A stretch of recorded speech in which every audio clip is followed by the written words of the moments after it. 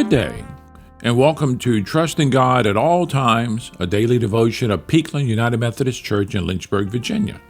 I'm John Vest. I'm the pastor here at the church. The story I'm about to share with you was shared with me by a member of the church who has become an important friend.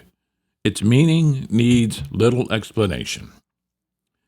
Dr. Frank Mayfield was touring Tewksbury Institute when, on his way out, he accidentally collided with an elderly floor maid.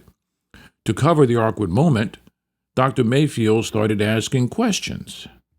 "Well, how long have you worked here?" "I've worked here almost since the place opened," the maid replied.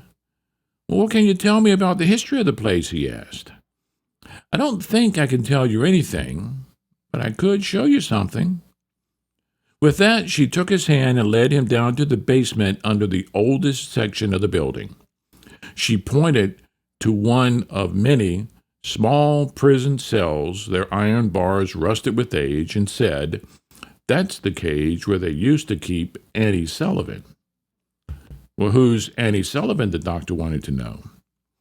"Annie," the maid explained, "was a young girl who was brought in here because she was incorrigible. Nobody could do anything with her. She'd bite and scream and throw food at people. The doctors and nurses couldn't even examine her. I'd see them trying with her spitting and scratching at them. I was only a few years younger than her myself, and I used to think I sure would hate to be locked up in a cage like that. I wanted to help her, but I didn't have any idea what I could do. I mean, if the doctors and nurses couldn't help her, what could someone like me do? I didn't know what else to do, so I just baked her some brownies one night after work. The next day I brought them in. I walked carefully to her cage and said, 'Annie, I baked these brownies just for you. I'll put them right on the floor and you can come and get them if you want.' Then I got out of there as fast as I could because I was afraid she might throw them at me. But she didn't. She actually took the brownies and ate them. After that, she was just a little bit nicer to me when I was around, and sometimes I talked to her. Once, I even got her laughing. One of the nurses noticed, and she told the doctors. They asked me if I'd help them with Annie. I said I would if I could. So that's how it came about that every time they wanted to see Annie or examine her, I went into that cage first and explained what was about to happen and calmed her down and held her hand. And that is how they discovered that Annie was almost blind. So they worked with her. After they'd been working with her for about a year, and it was tough sledding with Annie, the Perkins Institute for the Blind opened its doors. They were able to help her, and she went on to study. She became a teacher. Annie came back to the Tewksbury Institute to visit and to see what she could do to help out.